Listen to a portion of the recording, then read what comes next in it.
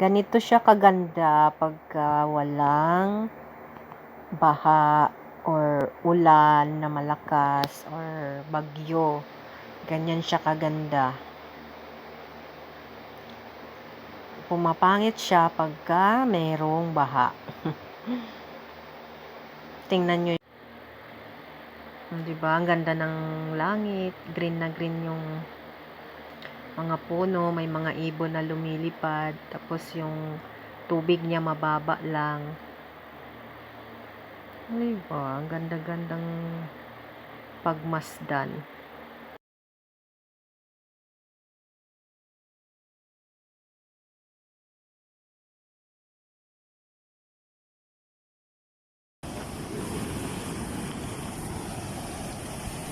Tapos, ganito siya guys, o pagka,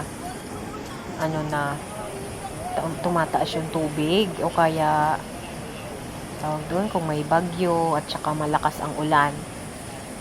Ganito siya. Kasi yung mga dam dyan sa karatig, na lugar, pinapakawalan. Tapos, dito dumadaan. Tumataas siya ng ganyan.